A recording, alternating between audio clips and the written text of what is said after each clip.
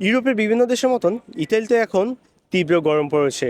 দেশটির 15টি শহরে red alert জারি করেছে স্বাস্থ্য মন্ত্রণালয়। মিলানো, রোম, ফ্লোরেন্স, তোরিনো ও ভেনিস সহ বিভিন্ন শহরে তাপমাত্রা স্বাভাবিক তুলনায় অনেক বেশি থাকার কারণে মানুষের জীবনযাত্রায় প্রভাব পড়তে শুরু করেছে। এই অতিরিক্ত গরমের কারণে দৈনন্দিন জীবনের পাশাপাশি প্রভাব পড়তে শুরু করেছে ব্যবসা বাণিজ্য ও পর্যটন খাতে। গরম পড়ার পরে এখন ব্যবসা বাণিজ্য একটু কম হইতাছে, কারণ গরমের জন্য মানুষ বাড়িতে পারতেছে না, প্রচুর গরম। তারপরে আইসক্রিম, ঠান্ডা জাতীয় জিনিস একটু বেচাকেনা বাড়ছে, বাকিগুলো খুব গরমের জন্য মানুষ আসতেছে না, এই জন্য সমস্যা হয়ে গেছে। এখন অন্যান্য বছর থেকে এই বছর গরমটা একটু বেশি। বিশেষ করে মিলান সহ বিভিন্ন পর্যটক এলাকায় মানুষের চলাফেরা তুলনামূলক কমে গেছে বলে জানিয়েছে ব্যবসায়ীরা। ফলে দোকানপাট ও ছোট ব্যবসা বাণিজ্য বিক্রয় কমে গেছে, আর এই পর্যটকের উপস্থিতিও তুলনামূলক কম লক্ষ্য করা যাচ্ছে।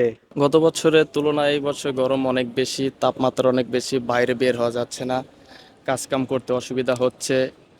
কাজের ফাঁকে ফাঁকে বেশি বেশি রেস্ট নেওয়া দরকার আছে, পানি পানি পান করা লাগতেছে অনেক। কারণ হঠাৎ করে গত গত বিগত অনেক বছর এত গরম ইতালিতে পড়ে নাই, এখনো ইউরোপে এত গরম হয় নাই। এত গরমের কারণে খুবই অসুবিধা হচ্ছে আমাদের প্রবাসীদের জন্য, এমনকি এই দেশে যারা বসবাস করে তাদের জন্য। আবহাওয়া বিশেষজ্ঞরা বলছে, আফ্রিকার দিক থেকে আসা গরম বাতাসের কারণে আগামী কয়েকদিন ইতালিতে অনেক এলাকায় তাপমাত্রা বাড়তে পারে। কিছু কিছু জায়গায় 40 ডিগ্রি কাছাকাছি তাপমাত্রা পৌঁছাতে পারে।